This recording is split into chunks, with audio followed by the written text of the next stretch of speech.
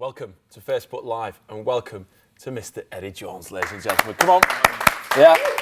We've gathered quite an audience inside the Mitsubishi Motors England Rugby Training Centre. It's a great pleasure after so many weeks now where post-game we've chatted to various members of the England rugby team, but this is the last one we're going to do on a Sunday night, and it's a pleasure, Eddie, that it is with you, because yesterday's performance, you look quite happy after the game. You look really chipper. You look like it meant something. I mean, I know all these games mean something, but it looked like we'd made great progress, especially with Elliott getting sent off early on. Yeah, I think to win a game with 14 men against quality opposition is a pretty fair achievement. And to do that, you have 76 minutes really showed a lot about the players and how much they've grown, and all the credit goes to the senior players. They're absolutely magnificent in the way they rejigged the side, reorganised the side, got on with it, never panicked, and showed a lot of resilience, physical and mental resilience to win that game. So yeah, there was a reason to be happy. Do you train to play with 14 players? I know there are some things that you do on the practice field with 12 players to get them worn out, to build up their energy levels, but how would the guys have communicated amongst themselves? What did they actually do? Well, we just train to adapt. One of the things we do, we don't train perfectly, so we train with less numbers, more space, various scenarios, so the players learn to work, to self-organise basically, work it out themselves. Because the game of rugby, once you get on the field, coaches have very little access to the players. We can chat to them at half-time. Most of the time they don't remember what we said at half-time. That's the reality of it. We're sensible enough to know that. So it's important the players work it out themselves on the field. And it must build massive confidence in yourself, knowing that you have a squad of players who are capable to do that. Yeah, well, we've still got a lot of growth in this. We're nowhere near where we need to be, but we've got guys like Dylan leading from the front. Owen and George are 23, 24 years of age and very mature in their decision making and thought process. Billy, until he was injured, has been significant in our team. And then you can't forget guys like Chris Robshort supporting, Tom Woods, Courtney Laws. Really good team effort. Now, you've said several times now, or I've seen you say several times, that we're not actually where you want us to be as a team. Where are we, and how long is it going to take us to get to where you want us to be?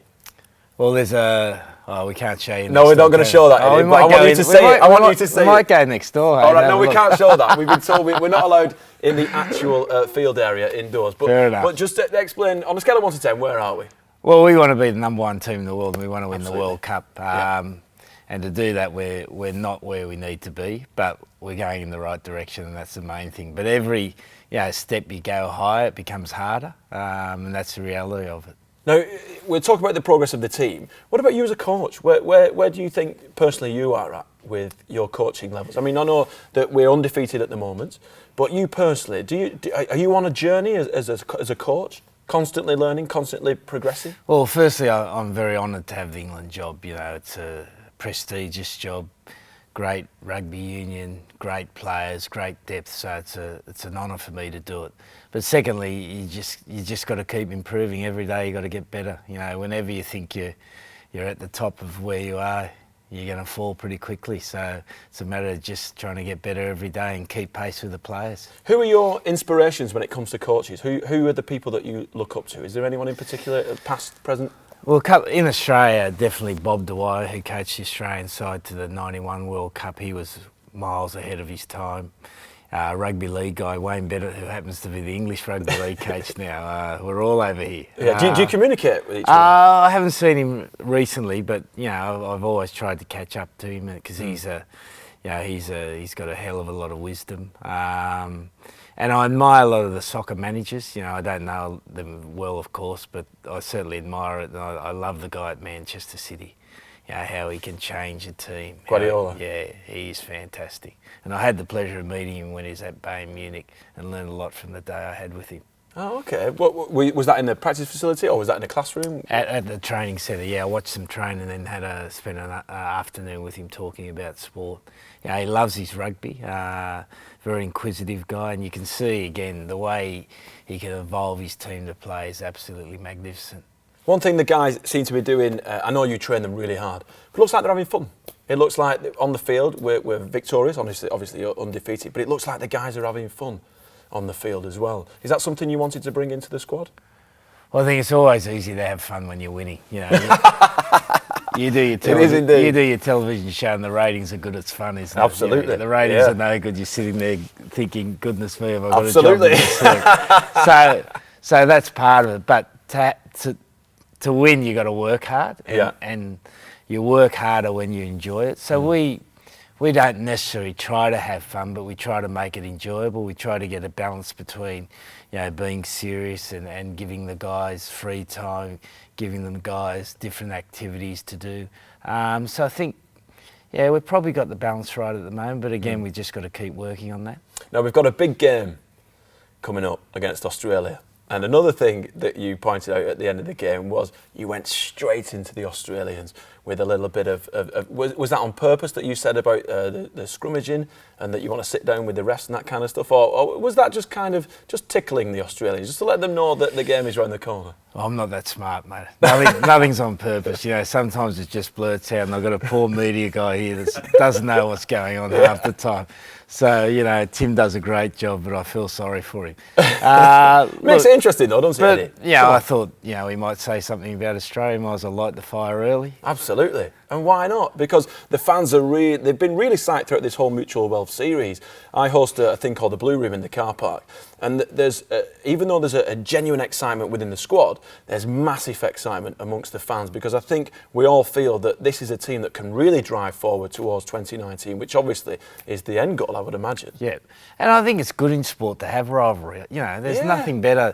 You know, I was talking to someone yesterday, they were taking their son to go and watch Barcelona and Real Madrid next week, because, you know, those derbies are, they're the thing that really encapture fans and encapture the emotion of the sport. There's nothing better than Australia-England rivalry, is there? You know, you look at the great cricket series, it's always Australia-England. And rugby, we want to make it the greatest series ever. Yeah. You know, so we're 3 up, we want to go 4 up.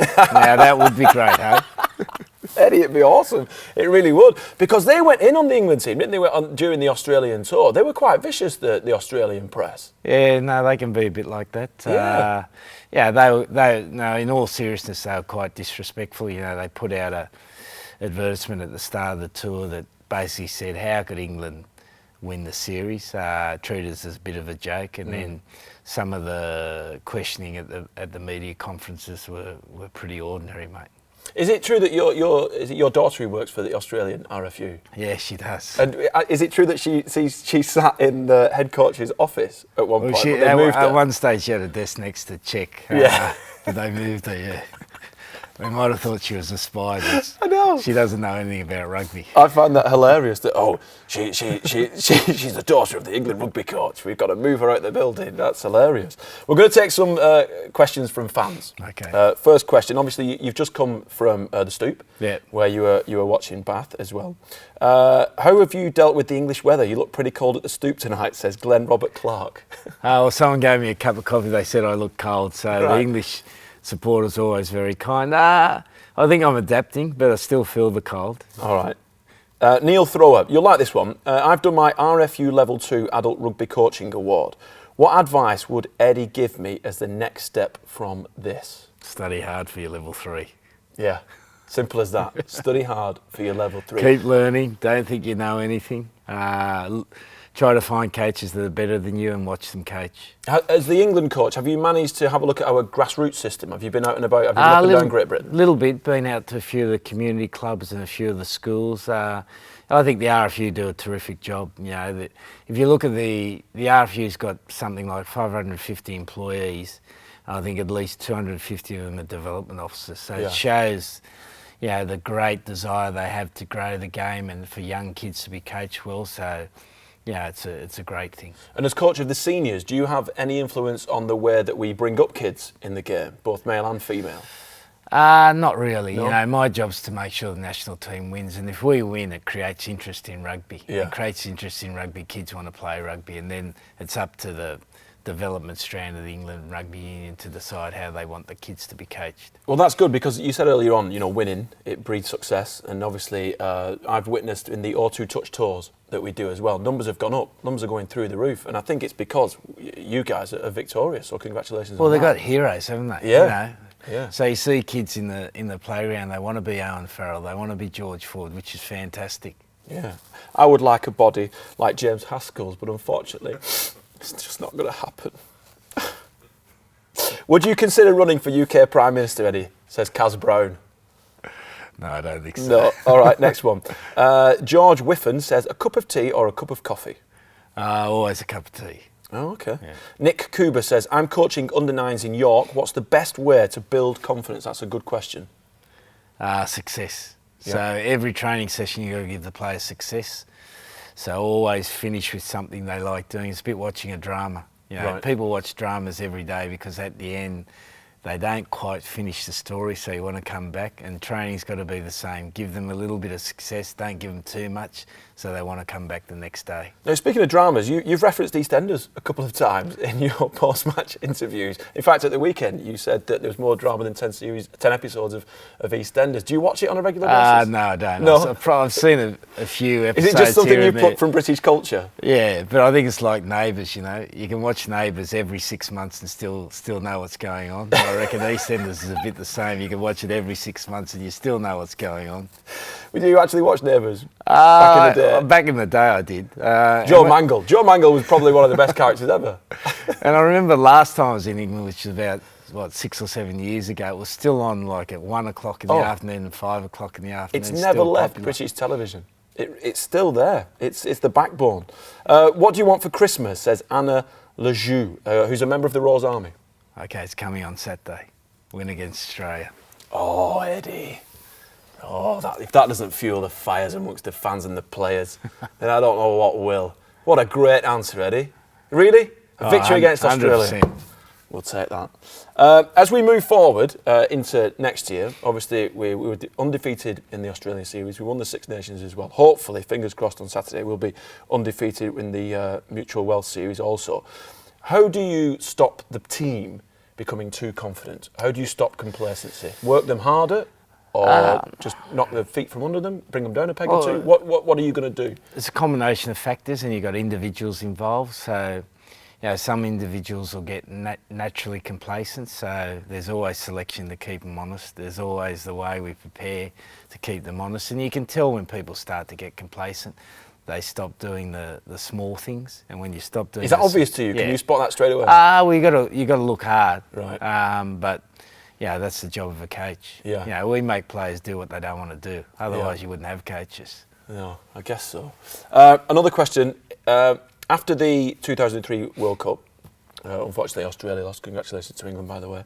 The man that scored the winning try, is it true that he walks your dog now, Johnny Wilkinson? My dog stayed at their place once, yeah. Right. But Johnny's, you know, he's fantastic for the team. He comes in once or twice a week, does kicking with the boys, Owen and George Ford and a few of the others. And he's just such a humble, respectful guy. You know, we're so lucky to have him involved in the team. But he's got a great presence as well, Johnny. And he came on some of the O2 Touch tournaments that we were doing, and he's a great ambassador for the game. He speaks highly of rugby in general, you know, and what a great influence it can have on your life as a player and as a participant. But also one thing that really took me back is that he still has the body that he had when he was playing rugby. I went and got changed in the showers. It was embarrassing. He's a unit, Johnny Wilkinson. Yeah, he really is. Still trains hard. Oh my goodness me, I couldn't believe it. Still trains to be the best in the world, and that's a great thing. So you got this guy who's now retired, a couple of years, and still comes in and wants to beat the boys at kicking. It's fantastic. It's phenomenal.